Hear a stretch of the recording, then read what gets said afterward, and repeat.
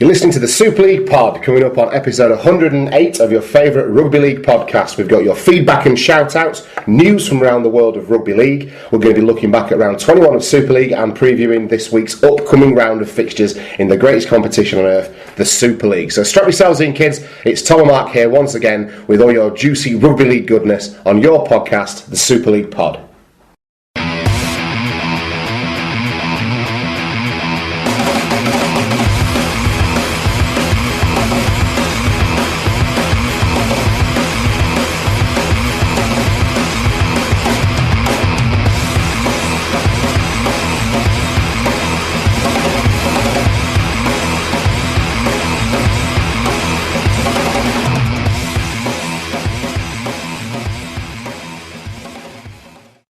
Okay, hello everyone, welcome to the Super League Pod. I'm Tom, and as always I'm joined by Mr. Mark Illingworth here in the podcast studios. Mark, how's it going? How's your week been? Hello.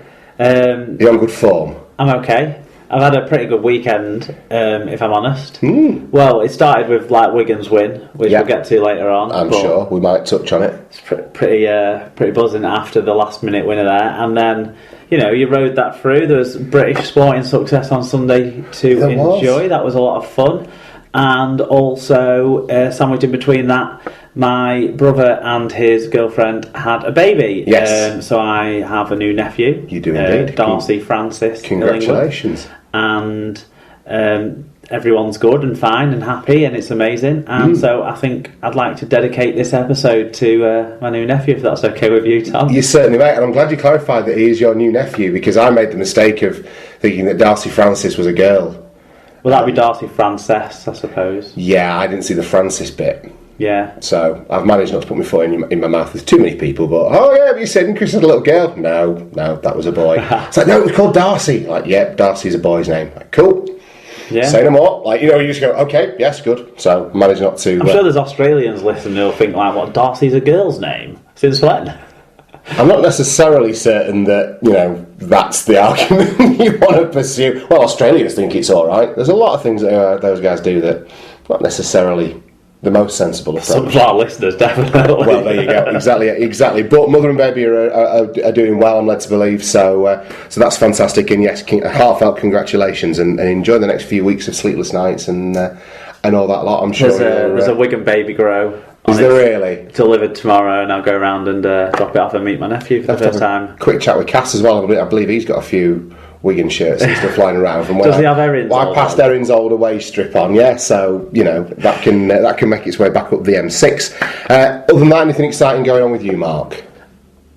That's about it. That's the only good stuff. Doesn't it? Yeah. What about yourself? Steady away, really. Like you, a lot of sport this weekend. A lot of rugby league. Massive hangover on Sunday morning. Can't drink anymore. I've got a works night out coming up on Friday as well, which is like my first big works night out with them all. So I'm a bit.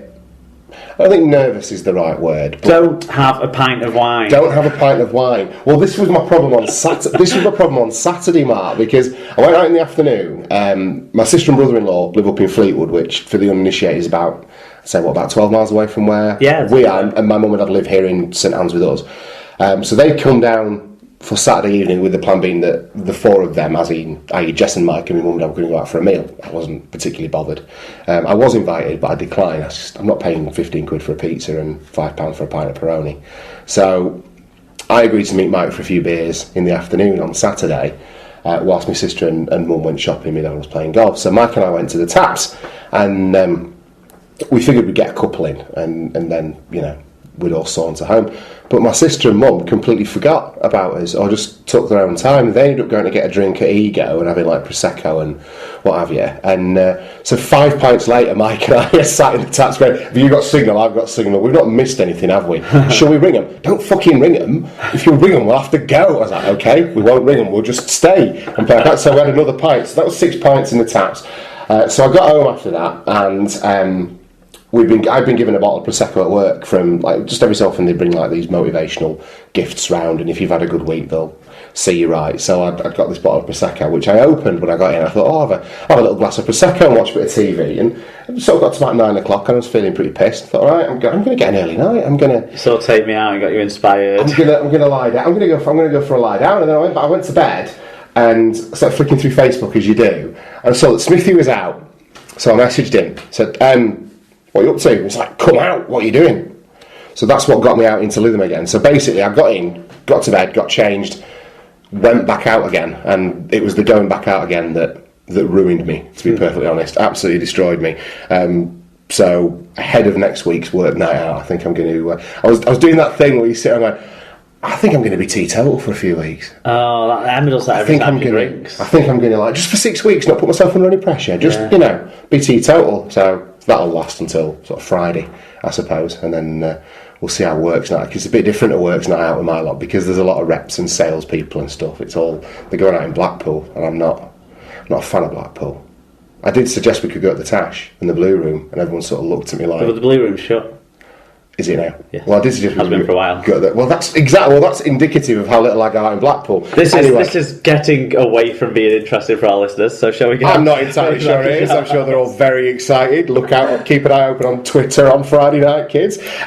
So yeah, that's been my week. Feedback and shout outs. What have they had to say? Well, we're going to start with Paul Campbell. He said, "Another great podcast, lads." Cheers, he is Paul. Beaming with happiness and joy and sharing until Sunday came around, but.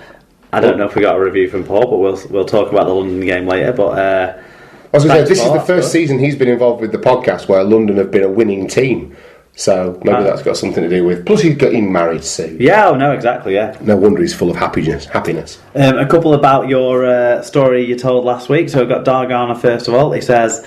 Love the Erin story, Big Dog. In 20 years' time, Erin will still reference Fancy Soap with happy times. # keep building memories. I'll do my best. She's been with her mum this week. That's what I missed out, actually. I got to hang out with Erin for a little bit on Saturday. Oh, did you really? Yeah, we were. She told me all about her trip to the Sandcastle. Oh, yes. And the Princess Ride. Yeah. I got a totally different version of how joyful that was from Erin's mum. I'm not totally she went to bed. I'm not totally sure that her mum will have enjoyed that, but she's good at taking one for the team, so to speak, is Erin's mum, and she's still... and we got she showed Emma all her dress-up dresses that she's got, which different Disney princesses and whatnot she's got dresses for. Yeah. So yeah, it was nice. No, I'm not seen her so chatty. Like for a while, like whenever I've seen her before in the recent past, she's been hanging out with like other people with kids. Yeah. So she's had other kids to play with, so she's not really given any time talking to Uncle Mark and Auntie Emma. But she did this week, so it was nice. Oh, she always tries very hard to go to sleep on a Monday night because she knows Uncle Mark's coming round. She fell out of her bed as well. She did that one time for No, she did it on Saturday night. I don't know what's wrong with her. She's got no sense of the edge of things. Anyway, carry on. Rich Wilkinson also got in touch. He said, Tom, mate, my little boy is 5. He will only bathe in Lush products. Soon to be produced in there you go. In a country in Europe that isn't the UK. Are they? That's what they've discussed. Ah. Lee Whitnall got in touch. He said, don't Saints have 3 games plus the Super 8 to get into the top 4? Feels like that's easily doable. Well, yes, they do, don't they? But... Well, they did when he tweeted that, yeah. They did at that point, yes. Now they've got 2 games. And actually, they're closer to... And they're actually in better shape than they were when Lee tweeted. But I guess the point is that they're going to be coming up against... Well, the point is we're taking the season in stages as it comes. So last week when we talked a lot about... We're talking more about the extra home game, top 4 benefit position, rather than top 4 into the semi-finals. Yes. Because with 9 games left... I suppose you'd say almost every option's still open, apart from the teams that can't make the top 8 anymore. But if they could still make the top 8, they would still be able to finish top. Sort of is kind of the situation almost. Yes. So it's not, not now, not after this weekend, but before this weekend, because of how how many points are still available. So we're not looking to the end yet. We're looking to the next. It's not the end. The next calling station, but it's perhaps the beginning of the end. Who got in touch? Who else has been in touch? Bernard JKD. He said, "Is it me or has Super League turned donkey poo during the Euros? Gaelic sport is only marginally worse right now."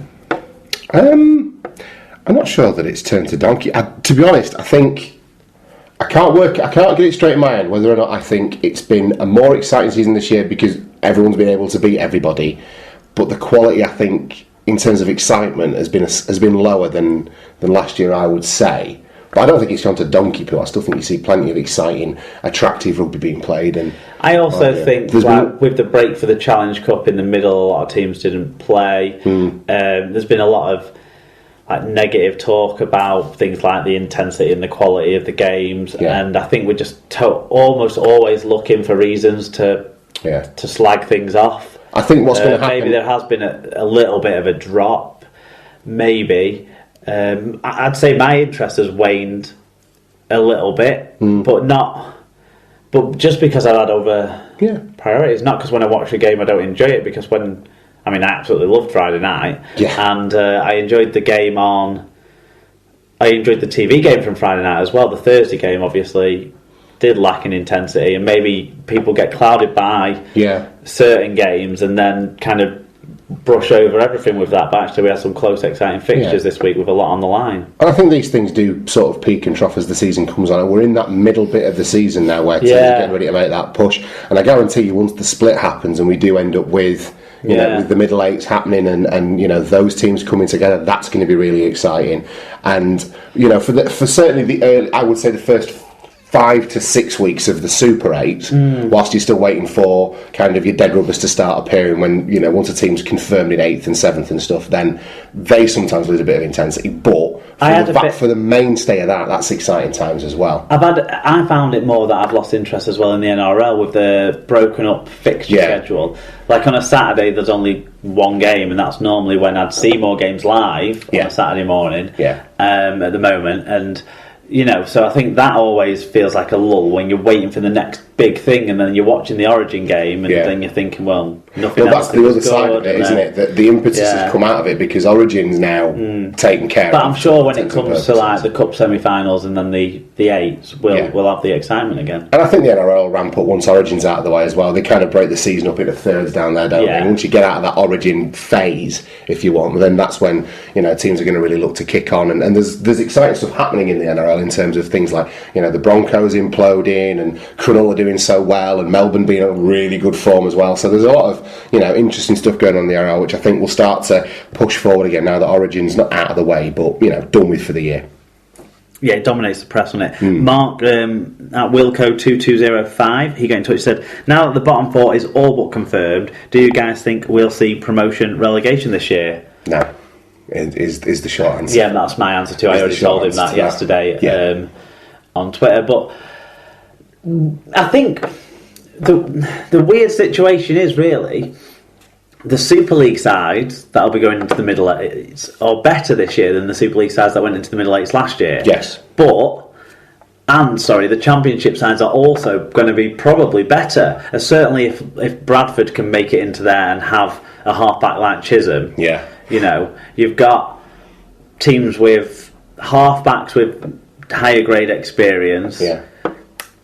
Full-time, you'll have 3 full-time teams, so you've got to think their packs will have the stamina and the physicality to be a bit more competitive this time around. Plus, you've got Lee know more what to expect. Yeah. So maybe they've geared the season around that a little bit more rather than kind of forgetting that it's going to get harder. Yeah. When everyone else stepped up their intensity, Lee didn't last year. I don't think they'll make that mistake again this year. And last year, of course, you only had 2 full-time teams. You could potentially have 3 full-time teams this time around. So it's not a foregone conclusion by any means, but the team we were talking about that's the worst, potentially going down from the Super League, has maybe found a creative axis that they can work from. We'll talk more about that later on. But so it's by no means guaranteed, but I just think the strength of the Super League sides is too high. Yeah. No, I agree with you. And whilst, I think there is an improvement in the quality in the Championship teams that will be playing in there, and I'm not even going to include Bradford in that at the moment because they're by no means in that 4. I think Lee will, as much as they know what's coming this year, I think something that might go against Lee is that actually they've not been tested this year apart from games, the games against Bradford that have been close and one fixture against London, I recall. They've really not been they've not had that intensity of competition, and I think again that's going to be something that might rear its ugly head for Leigh. I think actually London might fare better than Leigh in the middle eights. Well, the get that quality feeling of their with Soward coming in, it's crazy, isn't it? Pure playing so well already for them that might dovetail in really well. So, and